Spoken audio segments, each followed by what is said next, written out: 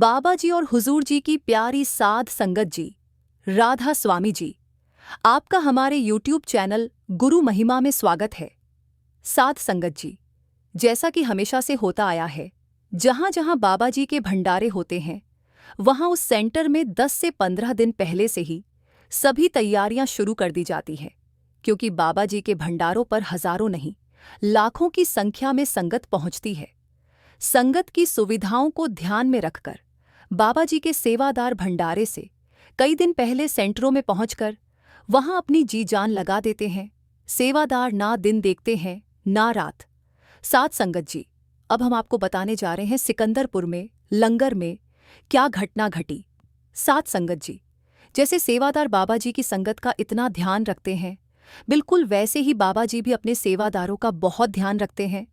अभी कुछ समय पहले का एक ऐसा वाक्य आपको बताने जा रही हूं, जिसे सुनकर आपको यकीन हो जाएगा कि बाबा जी अपनी सेवादारों की कितनी संभाल करते हैं और उनसे कितना प्यार करते हैं। एक जत्था बाबा जी के भंडारे से 8 दिन पहले सिकंदरपुर जा रहा था। जब जत्थे दूर से आते हैं तो उन्हें बीच रास्ते में पढ़ने वाले किसी न किसी सेंटर में रुकवाया जाता है। वहां सेवादारों को चाय, नाश्ता, लंगर आदि दिया जाता है। वहां सेवादार कुछ देर आराम भी कर लेते हैं और फिर आगे अपनी मंजिल यानी मेजर सेंटर की तरफ बढ़ जाते हैं। जो जत्थे हरियाणा के नॉर्थ ईस्ट साइड से आते हैं, जैसे करनाल और पानीपत साइड से, उन जत्थों की बसों को सिकंदरपुर जाने वाले रास्ते में नरवाना के सेंटर पर रुकवाया जाता है। वहां सेवादारों के लंगर का प्रबंध किया जाता है। एक बार एक जत्था कुरुक्षेत्र और आसपास के जिलों से सिकंदरपुर जा रहा था। जत्थे में कुल 200 सेवादार थे जो 4 बसों में सिकंदरपुर जा रहे थे। इन चारों बसों को जब नरवाना सेंटर पर रुकवाया गया तो वहां सबने लंगर खाया। लेकिन यह जत्था जब सुबह अपने सेंटर से निकला था तो उस समय एक बुजुर्ग अंकल जी भी इस जत्थे में थे। वह पहली बार सिकंदरपुर जा रहे थे और ज्यादातर अपने सेंटर में ही सेवा करते थे। लेकिन उस दिन जब वह सुबह सुबह अपने जत्थे के साथ निकले तब उनकी तबीयत थोड़ी ठीक नहीं थी। बाबा जी को याद करके वह बस पर बैठ गए। 2.5 घंटे के बाद जब बस नरवाना पहुंची तो सभी सेवादार वहां उतर गए और लंगर खाने के लिए बैठ गए। लेकिन जिन बुजुर्ग सेवादार की तबीयत खराब थी, वह और उनके साथ के 3 लोग लंगर वाली जगह से उठकर थोड़ी दूरी पर घास में धूप में बैठ गए। जिनकी तबीयत खराब थी वह मन में सोचने लगे कि रोटी तो मुझसे खाई नहीं जाएगी क्योंकि मेरी तबीयत ठीक नहीं लग रही। अच्छा होता अगर आज लंगर में आज खिचड़ी बनी होती। ये सारी बातें बुजुर्ग अंकल जी अपने मन में सोच रहे थे। लेकिन जब पता किया तो नरवाना के सेवादारों ने बताया कि दाल, रोटी और आलू की सब्जी आज लंगर में बनी है। बुजुर्ग अंकल ने सोचा कि चलो, आज शायद लंगर खाना मेरे नसीब में नहीं है। तबीयत खराब होने के कारण उन्होंने रोटी नहीं खाई और वहां से उठकर वापस अपनी बस में आकर बैठ गए। बाकी जत्था सत्संग घर के अंदर लंगर खा रहा था, लेकिन अंकल जी अकेले ही बस में आकर थोड़ा लेट गए। अंकल जी ने दवाई खानी थी तो अपने बैग में से एक सेब निकाला और सेब खाकर दवाई खा ली। फिर बस की सीट पर आराम करने लगे। अभी अंकल जी को हल्की सी नींद आई थी कि बस में एक बाल्टी और प्लेट लेकर एक सेवादार चढ़ आया। वहां अंकल जी के पास आकर उन्हें उठाने लगा। अंकल जी ने जब देखा कि कोई सेवादार लंगर लेकर बस में आ गया है तो उन्होंने कह दिया, बेटा, मेरी तबीयत ठीक नहीं है, इसलिए मुझसे रोटी नहीं खाई जाएगी। सेवादार कहने लगा, ये रोटी नहीं अंकल जी, खिचड़ी है। बाहर कुछ सेवादारों ने बताया कि बस में अंकल जी बैठे हैं और उनकी तबीयत ठीक नहीं है, वह सिर्फ खिचड़ी खा सकते हैं।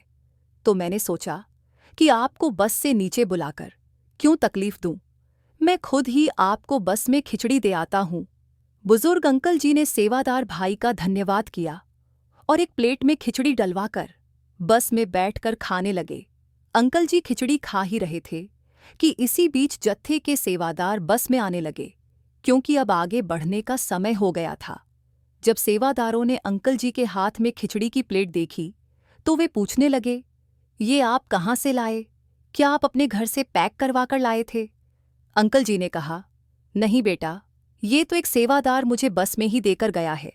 आप लोगों ने ही तो उसको बताया था कि मेरी तबीयत ठीक नहीं है, इसलिए मैं रोटी नहीं खाऊंगा।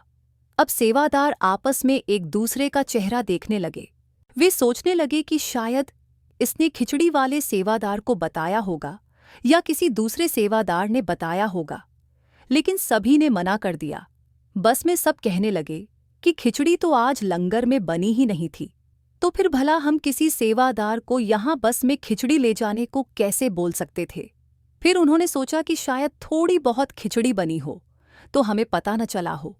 लेकिन जब सेवादारों ने नीचे उतरकर नरवाना सेंटर पर कंफर्म किया तो वहां के सेवादारों ने साफ साफ बताया कि जी, हमने तो शुरू में ही आपको बताया था कि लंगर में दाल रोटी और आलू की सब्जी है, खिचड़ी तो हमने आज बनाई ही नहीं है।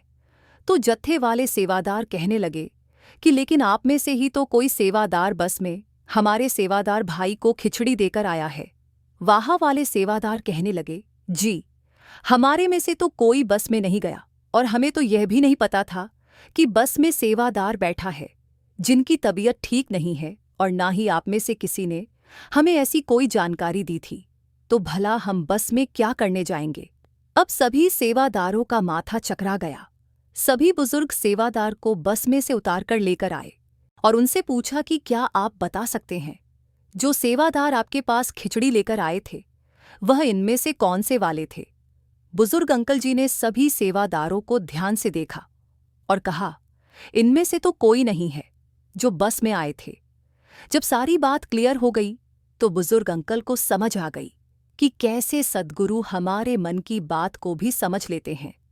मैंने तो बस अपने मन में सोचा था कि खिचड़ी होती तो मैं खा लेता, और बाबा जी ने किसी को स्पेशल भेजकर खिचड़ी देकर बस में मेरे पास भेज दिया, जबकि इस सेंटर में तो खिचड़ी बनी ही नहीं थी। जत्थे के सेवादार भी समझ गए कि बाबा जी अपने सेवादारों का कितना ध्यान रखते हैं और कैसे चमत्कार कर देते हैं। साध संगत जी, बाबा जी का अपने सेवादारों और संगत की संभाल और सेवादारों का ध्यान रखना कोई नई बात नहीं है। ऐसे बहुत से चमत्कार अक्सर बाबा जी करते रहते हैं। ऐसा ही एक और वाकया हम आपको बताते हैं। ये वाकया भी बड़ा दिल को छू लेने वाला है। साध संगत जी, जैसे एक दुकानदार के लिए उसकी दुकान इंपॉर्टेंट होती है, वैसे ही एक किसान के लिए उसके खेत इंपॉर्टेंट होते हैं। दुकान को तो कभी कभी बंद भी किया जा सकता है, लेकिन किसान के खेत हमेशा खुले आसमान के नीचे रहते हैं। बाबा जी का एक सेवादार, जो कि एक किसान भी था, एक बार किसान के घर पोते ने जन्म लिया। किसान के घर कई सालों के बाद बच्चे का जन्म हुआ था, तो सभी ने सोचा कि सबसे पहले हम बाबा जी के भंडारे पर अपने बच्चों को डेरे लेकर चलते हैं। लेकिन जब किसान भाई को इसकी जानकारी दी गई तो वह कहने लगे कि इस मौसम में अपने खेतों को ऐसे छोड़कर नहीं जा सकता, क्योंकि बारिशें चल रही हैं, और अगर हम सब ढेरे चले गए और पीछे से तेज बारिश हो गई तो फसलों की संभाल कौन करेगा। तो घर के दूसरे सदस्य समझाने लगे कि आप क्यों चिंता करते हो, 2 दिन की ही तो बात है और तीसरे दिन तो हम घर वापस पहुंच ही जाएंगे। घर वालों के जोर डालने पर किसान भाई भी डेरे जाने को मान गए, लेकिन मन में अपने खेतों की चिंता उन्हें सता रही थी, क्योंकि उन दिनों बेमौसम बरसात चल रही थी और किसानों को ऐसे माहौल में अपनी फसलों को बचाने के लिए खेतों में पानी की निकासी के लिए बहुत मेहनत करनी पड़ती है। ये किसान बाबा जी का सेवादार तो था, फिर भी मन में थोड़ी चिंता तो सता ही जाती है। लेकिन किसान ने डेरे जाने का मन बना ही लिया था, और घर से निकलते समय किसान ने बाबा जी से अरदास की और कहा, बाबा जी, मैंने आपके डेरे की बहुत सेवा की है और जब तक आप सेवा करवाओगे मैं करता रहूंगा। आज मेरे खेत मैं आपके हवाले करके जा रहा हूं, पीछे से अपने आप संभाल लेना। इतना कहकर किसान भाई अपने बेटे, बहू, पोते और पत्नी के साथ डेरे की तरफ निकल पड़ा। जब किसान भाई अपनी गाड़ी से निकल रहे थे तो रास्ते में गांव का एक पड़ोसी मिल गया। तो किसान भाई ने जाते जाते उसको कहा, हम 2 दिन के बाद आएंगे और पीछे से अगर बरसात हो जाए तो खेत को थोड़ा संभाल लेना। पड़ोसी ने भी हाँ कर दी और यह सब लोग डेरे पहुंच गए। 2 दिन वहां भंडारे पर बाबा जी के दर्शन करने और सत्संग सुनने के बाद यह सब लोग वापस अपने गांव पहुंच गए, और गांव आकर पता लगा कि पिछले 2 दिनों में बहुत ज्यादा बारिश हुई है। यह सुनकर किसान थोड़ा घबरा गया और घर में 1 मिनट का भी आराम करने की बजाय सीधे अपने खेतों में पहुंच गया। जहां वहां उन्हें वही पड़ोसी मिला जिनको कहकर गए थे कि बरसात हुई तो खेतों को संभाल लेना, और जब खेतों पर नजर गई तो फसल भी सही सलामत खड़ी थी। किसान ने जाकर अपने उस पड़ोसी का धन्यवाद किया। उसे जाकर कहा, शुक्रिया भाई, आपने मेरे खेतों का नुकसान नहीं होने दिया। पड़ोसी अब जो कहने वाला था, उस बात को सुनकर किसान के होश उड़ गए। पड़ोसी ने बताया, मेरा कैसा धन्यवाद भाई, तुम तो कहकर गए थे कि खेतों का ध्यान रखना, हम सब जा रहे हैं, लेकिन तुमने यह नहीं बताया कि तुम्हारा कोई रिश्तेदार तुम्हारे घर आया हुआ है और तुम उसको अपने खेतों की संभाल करने के लिए बोलकर गए हो। ये बातें सुनकर किसान बड़ा ही हैरान हो रहा था और किसान पूछने लगा, ये तुम कैसी बातें कर रहे हो? मेरे घर में अगर कोई रिश्तेदार आया होता और अगर मैं उसको खेतों की संभाल करने के लिए कहकर गया होता, तो क्या तुम्हें भी खेतों की संभाल करने को बोलता? तो पड़ोसी ने बताया, मुझे नहीं पता, लेकिन जब बारिश हुई तो मैं अपनी जिम्मेदारी समझकर तुम्हारे खेतों की तरफ भागा, और जब मैं वहां पहुंचा तो एक सरदार जी पहले से वहां काम पर लगे हुए थे, और जब मैंने उनसे पूछा, आप कौन हो? तो उन्होंने बताया, मैं उनका रिश्तेदार हूं, ये 2 दिन के बाद आएंगे, तब तक मुझे ही खेतों की रखवाली करने के लिए कहकर गए हैं। और जब मैंने देखा कि उन्होंने बरसात का सारा पानी बाहर निकाल दिया है, तो मैं वहां से वापस अपने घर आ गया। मुझे लगा कि जब आपका रिश्तेदार खेतों की रखवाली कर ही रहा है, तो मैं यहां क्या करूंगा? अब ये सारी बातें सुनकर तो किसान को चक्कर आ गए थे, क्योंकि ऐसे किसी रिश्तेदार को वह पीछे से कहकर नहीं गए थे। किसान को समझते देर न लगी कि कौन से रिश्तेदार हमारे पीछे से यहां आए थे। किसान ने सारी बात घर जाकर अपने परिवार वालों को बताई, तो उनके भी होश उड़ गए, क्योंकि ऐसा चमत्कार इस परिवार के साथ पहली बार हुआ था। सभी ने बाबा जी का शुक्रिया किया और किसान उस पूरी रात सो न सका। किसान यही सोचता रहा कि बाबा जी अपने सेवादारों की इतनी संभाल करते हैं। किसान को सुबह सुबह जब नींद आई तो सपने में बाबा जी दिखाई देने लगे। बाबा जी किसान को कह रहे थे, इतना हैरान क्यों होता है भाई, तू मेरी संगत की इतनी सेवा कर सकता है, तो मैं तेरे खेतों की थोड़ी सी सेवा नहीं कर सकता? किसान की आंखों से आंसू बह निकले। साध संगत जी, जब हम पूरे विश्वास के साथ अपने आप को बाबा जी के हवाले कर देंगे, तो बाबा जी अपने आप संभाल कर लेते हैं। बाबा जी ने एक बार कहा था, मुझे तो सेवादारों की सेवा बहुत महंगी पड़ जाती है, क्योंकि सेवादारों की तो संभाल करनी ही पड़ती है।